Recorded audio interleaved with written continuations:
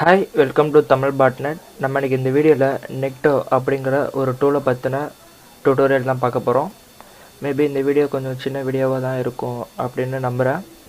சரி, இந்த டூல் நம்மளுக்கு எங்கே இருக்கும், இது எதுக்காக யூஸ் பண்ணுறாங்க அப்படின்னு பார்ப்போம். அப்ளிகேஷன்ஸில் வல்னரபிலிட்டி அனாலிசிஸ் அதில் போனீங்கன்னா உங்களுக்கு நெக்டோ அப்படின்ற ஒரு டூல் இருக்கும். இது எதுக்காக யூஸ் பண்ணுறோம் அப்படின்னு கேட்டிங்கன்னா, போன முறை பர்ஷூட், யூனிஸ்கேன் இந்த மாதிரி வெப்சைட்டோட வல்னரபிளை ஸ்கேன் பண்ணக்கூடிய டூலை பற்றின வீடியோலாம் போட்டிருந்தேன். அதே வரிசையில் தான் இதுவும் இடம்பெறப்போகுது. ஓகே, இவ்வளோ நாளாக நீ எங்கடா போயிருந்த, வீடியோவே போடல அப்படின்னு நீங்கள் கேட்கலாம். நான் ஏன் இவ்வளோ நாளாக வீடியோ போடல அப்படின்னு கேட்டிங்கன்னா, பொங்கலுக்கு அப்புறம் ஜல்லிக்கட்டு போராட்டத்தில் பிஸியாக இருந்தேன். அதுக்கப்புறம் நான் வீடியோ ரெடி பண்ணப்போ என்னோடய ஹெட்ஃபோனில் ஒரு சின்ன ப்ராப்ளம் ஆயிடுச்சு.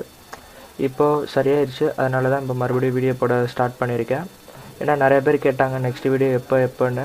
அதான் கொஞ்சம் ஹெட்ஃபோனும் ப்ராப்ளமாக இருந்தனால தான் இப்போ லேட் ஆச்சு. நான் இதுக்கு முன்னாடியே ப்ரோட்டஸ்ட்க்கு அப்புறம் நான் வீடியோ ரெக்கார்ட் பண்ணியிருந்தேன். அதை எடிட் பண்ணுறப்ப தான் கவனித்தேன், உள்ள பேக்ரவுண்ட்லேருந்து குறைன்னு ஒரு சத்தம் கேட்டுகிட்டு இருந்துச்சு. அதனால தான் நான் வீடியோ போடல.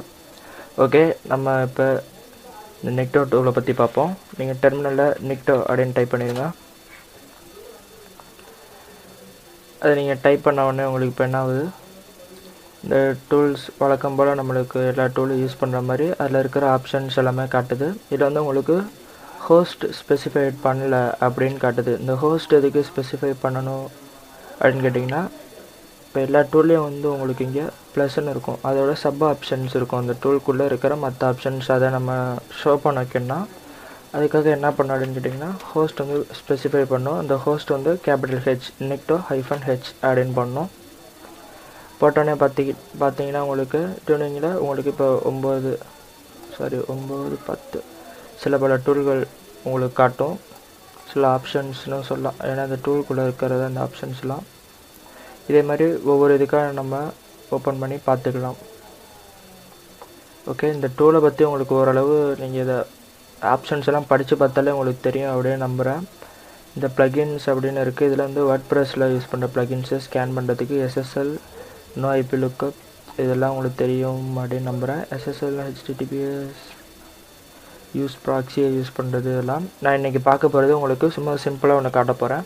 ஓகே, எனக்கு இப்போ ஸ்கேன் பண்ணுறதுக்கு ஒரு சைட் வேணும். ஸோ நான் இந்த சைட்டை சூஸ் பண்ணியிருக்கேன். இது ஒரு தாய்லாந்தில் இருக்கிற ரெண்டாயிடுக்க சைட்டு. இதில் இருக்க வல்னரபிளை தான் நான் இப்போ அனாலிசிஸ் பண்ண போகிறேன்.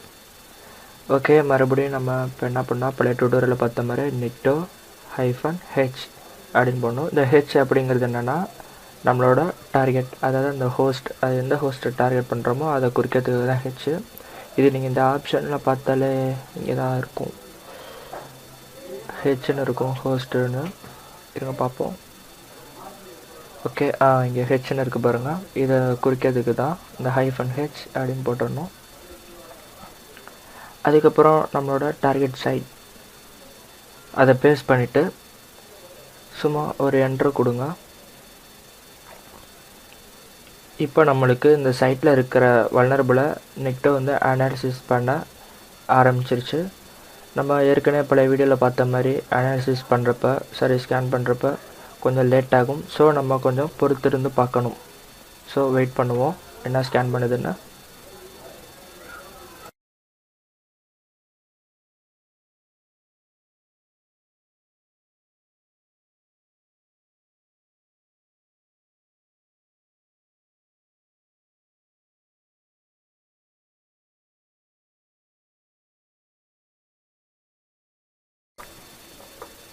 ஓகே, நம்மளுக்கு இப்போ ஸ்கேன் ஆகிட்டு இருக்கப்போ ஃபஸ்ட்டு ரிசல்ட் ஒன்று காமிச்சிருக்கு.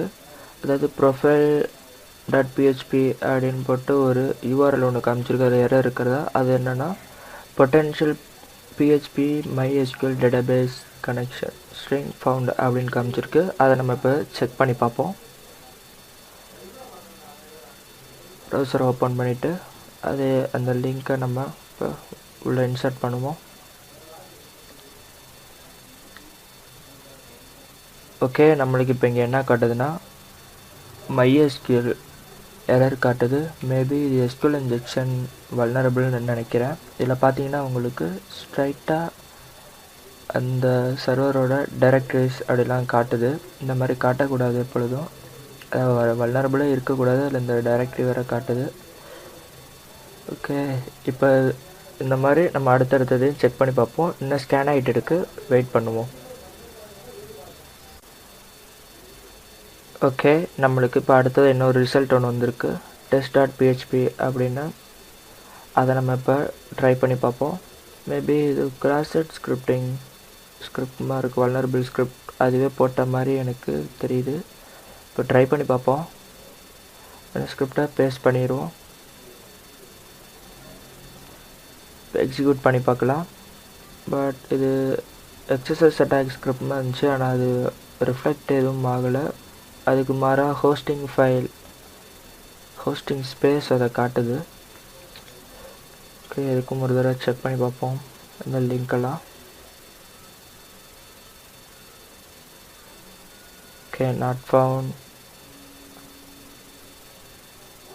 ஓகே, இருக்கட்டும். நம்ம அடுத்தது இன்னும் கொஞ்சம் வேறு ஏதாவது வல்னரபிள் கிடைக்குதா அப்படின்னு செக் பண்ணி பார்ப்போம். ஓகே, இதுவும் வேலை செய்யல. வேறு வல்னரபிளுக்காக நம்ம ஸ்கேன் ஆகிற வரை வெயிட் பண்ணுவோம்.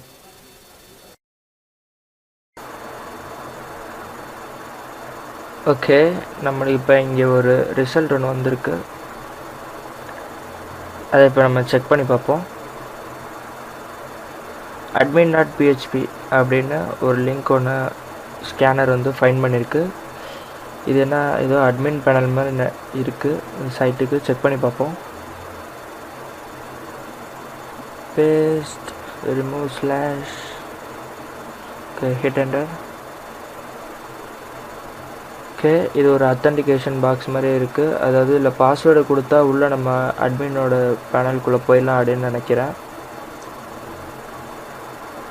ஓகே,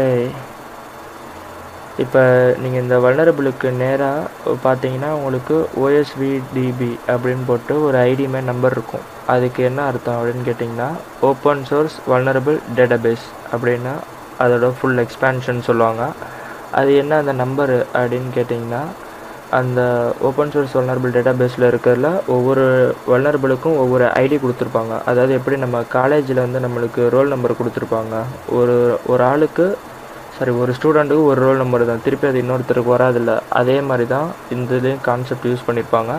அந்த ஐடியில் இருக்கிற வல்னரபிள் வந்து எந்த வல்னரபிளோ அதுக்கு ஏற்ற மாதிரி வந்து ஃபிக்ஸ் பண்ணியிருப்பாங்க. SQL இன்ஜெக்ஷன், XSS அட்டாக் அந்த மாதிரி. இப்போ நம்ம அந்த நம்பரை போட்டோன்னே உங்களுக்கு இங்கே என்ன காமிச்சிருச்சு, admin.php அத்தன்டிகேஷன் பைபாஸ் அப்படிங்கிற வல்னரபிள் தான் அப்படிங்கிறத நம்மளுக்கு காமிச்சிருச்சு. இது எப்படின்னா dbexpert.comனோ ஏதோ ஒரு சைட் ஒன்று இருக்கும், experts.com ஒன்று. அதில் இருக்கிற மாதிரியே இதுவும் உங்களுக்கு வல்னரபிள் ஃபைண்ட் பண்ணுறதுக்காக யூஸ் பண்ணுற மாதிரி ஈஸியாக உங்களுக்கு டிசைன் பண்ணியிருப்பாங்க. ஓகே, நம்ம அடுத்தது அதே மாதிரி தான் ஒவ்வொன்றா நம்மளுக்கு ஸ்கேன் பண்ணியிருக்கோம்.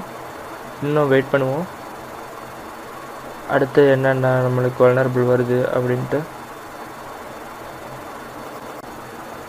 ஓகே, இந்த சைட் வந்து உங்களுக்கு ஃபுல்லாக ஸ்கேன் ஆக கொஞ்சம் டைம் ஆகும். அதாவது கொஞ்சம் இல்லை, ரொம்ப டைம் ஆகும். அதுக்காக நான் இப்போ என்ன பண்ண போகிறேன் அப்படின்னா, அது டைம் ரொம்ப வேஸ்ட் ஆகக்கூடாதுன்ட்டு இந்த ப்ராசஸை ஸ்டாப் பண்ணிடுறேன். நீங்கள் உங்களுக்கு ஃப்ரீ டைம் இருக்கிறப்போ ஃபுல்லாக ஒர்க் பண்ணி பாருங்கள். நான் இப்போ இதில் என்ன பண்ண போகிறேன்னா, ஸ்பெசிஃபிக்காக ஒரு வல்னரபிள் எப்படி ஸ்கேன் பண்ணுறது அப்படின்னு சொல்ல போகிறேன். அதுக்காக தான் நான் ஏற்கனவே உங்களுக்கு சொல்லியிருந்தேன் இந்த சப்டூல்ஸு எப்படி ஓப்பன் பண்ணுறதுன்ட்டு. அதில் இருக்கிற ஒரு டூலை தான் இப்போ நான் உங்களுக்கு ஒர்க் பண்ணி காட்ட போகிறேன். நம்ம ஏற்கனவே நார்மலாக கொடுத்தப்ப என்னென்னா ஸ்ட்ரைட்டாக யூஆர்எல் மட்டும் கொடுத்தோம்.